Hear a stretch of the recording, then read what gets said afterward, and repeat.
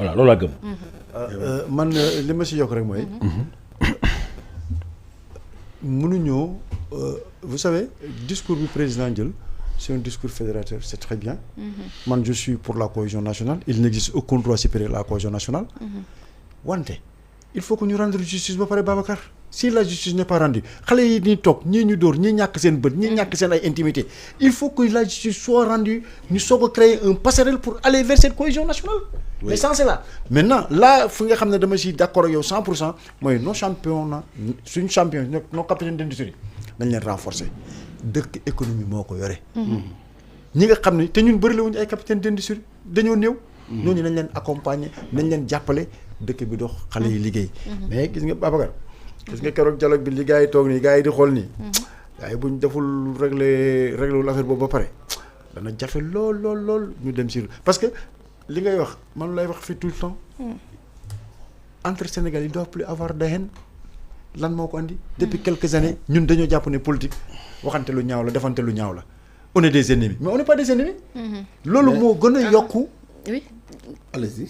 loolu moo gën a yokk problème yi mu am wante de li ma jàpp man je suis vraiment pour ñu def sa passerelle là. mais il faut que la justice soit rendue. mais grand. baal ma li ma ko fay wax ji. d'accord. bi ngay wax waxu passerelle. avant ñu dem ci passerelle il faut que la justice passe. et dans li ngay wax que la justice passe j'ai cru entendre ñu dóor j'ai cru entendre ñu rey j'ai cru entendre les violences. ya fi xewoon de 2021 jusqu'à 2024. mën naa élargir. ba yóbbu la ba 2018 parce que sama xel dafay nekk ci ñu jàpp ci affaire Boffa Bayotte. parce que le Boffa Bayotte a été le laboratoire bi Macky Sall testé sa force jàpp ay nit tuumaal leen te defuñu dara ñu dugal leen ci kaso bi ñu xool ndax dina am ku yëngu.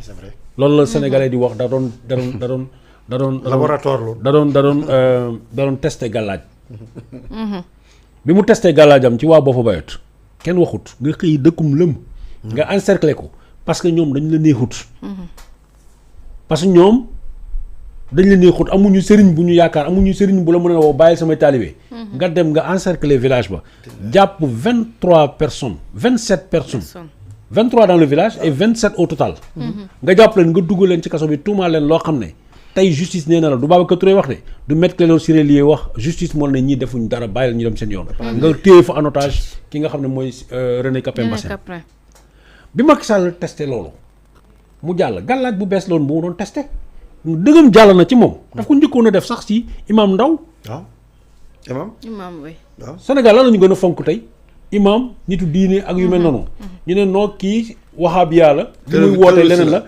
leneen la nañ ko tuumaal terroriste yéen ñi ngeen xam ne yéen a ngi topp suñu diine yu maam yéen nañ leen fi bàyyi yéenay nit ñu baax ñi ngeen croiser les bras seetaan ko kooku na lijjanti ñu jógee fa ñu def ko waa Boffa Bayotte kenn waxut Macky Sall ne je peux le faire sur les Sénégalais tout à fait mu appliqué ko René est toujours en prison. René est toujours en prison puisque la Cour suprême dafa wax ni René dafay maintenir décision ba nga xam ne cour d'appel bu Ziguinchor defoon na ko condamné à la perpétuité mais bu loolu jàllee ba pare yow sa problème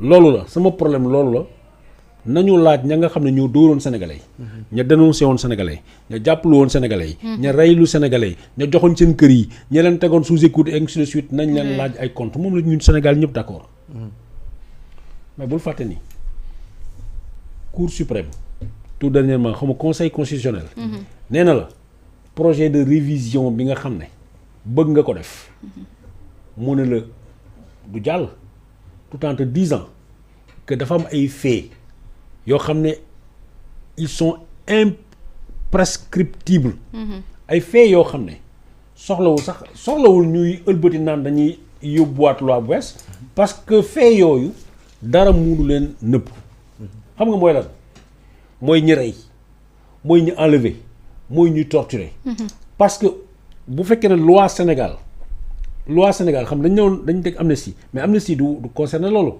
parce que loi au CEDEAO moo tegu les lois communautaires sont au-dessus de toutes les lois nationales. On a ratifié ces textes-là au Sénégal. Elles sont au-dessus des lois nationales. Et les lois nationales les lois de la communauté bu CEDEAO Nations Unies moo ko féete kaw. Or les faits de torture les faits de ainsi de suite mais fi may jeexale mooy jàpp nañu Jérôme Bandiaki ñu tëj ko ci kaso bi jàpp nañu Sakori Ka peut-être une troisième fàtte naa kan mais ñun bu ñu jàppee ñooñu lan la ñuy xaar ñu toppee leen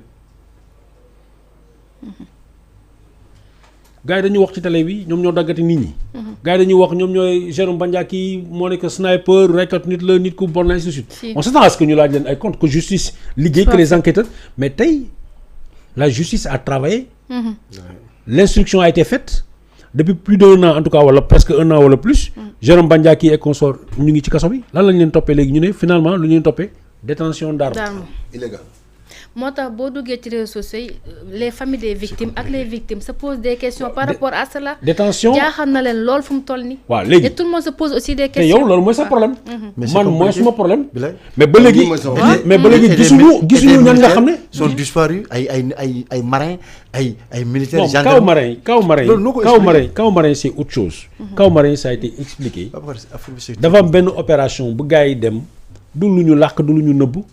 opération manœuvre militaire la pour saisir un bateau far ñu dig foofu loolu je pense pas que mu am na nébuleuse par contre li am nébuleuse mooy affaire u mais est-ce que am na communication aussi. si am na communication li am nébuleuse kay mooy l'affaire Fulbert Sambou ak bu Didier Badji boobu moo leeragul ci boppu nit ñi. mais man je pense que Babacar gis nga li fii non man doyen dama koy rejoindre fii nee na loolu leeragu ci boppam man ak lu ñu mën a def ci sàcc yi ci jël suuf yi ci jël jëpp bakkanu doomu aadama dafa fort trop fi ñu pensé justice bi man je pense que xooloon l'histoire des nervis l'histoire des recruteurs des nervis ñi nga xam ne ñoo doon jël xaalis di financer les nervis l'histoire de 45 milliards d'armement yi nga xam ne dañoo xëy dugal ko ca palais ba mu ne mëy ba tax kenn mënu la wax ne fii la armes yi dugg sénégalais yi bokk comme man sénégalais lambda la waxuma nag en tant que ancien militaire wala tout sénégalais lambda buy xool comme ñëpp xale yi nga xam ne dañ leen torturer te ñi leen ko def ñoom xam nañ ko identifier nañ leen ñuy romb ci tribord babor Pape Abdoulaye Touré kaama ngi nii ak ñeneen les gosses de Kër Massar ak ñeneen te ñi leen ko def ñi ngi fii ci dëkk bi Barki Dembo Ndiaye yaa ngi dégg ñu naan identifié nañu numéro 9 bi ou identifié wuñ ko dégg naa ko rek ci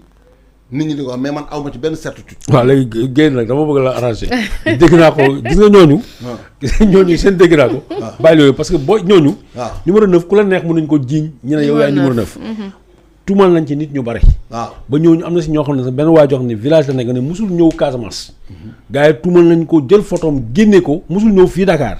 musul bokk policier musul bokk xam ñu def ko donc ñooñu moom seen affaire nañ ko teg fële mais ñun li ñu bëgg oto bi nga xamante ne moo jaar ci boy bi tarxiis Médina oto bi yëg ci bopp boy bi mu jaaree fa dee ñi nekkoon ci biir nekk ay nervi yor ay gourdin oto bi def demi tour film yaa ngi fi yëpp a ngi fi làqtuwul man tamit bëggoon naa ñi leeral benn mbir mooy ba Sonko Ousmane Sonko jamono googu nekkoon ci fourgon bi. waaw kan moo génnee photo yooyu ba ñu trouvé woon ko ci page Anita Diop bi. Anita Diop ba ko génne kuy Anita Diop benn mythe la boo xam ne. kenn mënu laa wax ni la demee. Anita Diop mooy kan man de xaw ma ko.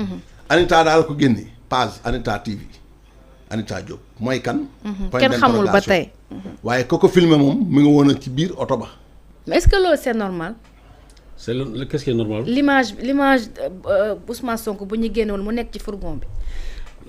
Loi universelle dafa ne. aucune personne nit bu nekk dans un lieu de détention kenn amul droit wone image am. mais lu tax amul sanction yu suivre loolu jamono googu tey xam nga boo bokkulee ci appareil état. vision bi ngay am ak gis-gis ak xalaat yi ngay am. du nekk benn ak boo nekkee ci biir. D'accord. peut-être. tey xam nañu kan la peut-être xamuñu yàlla.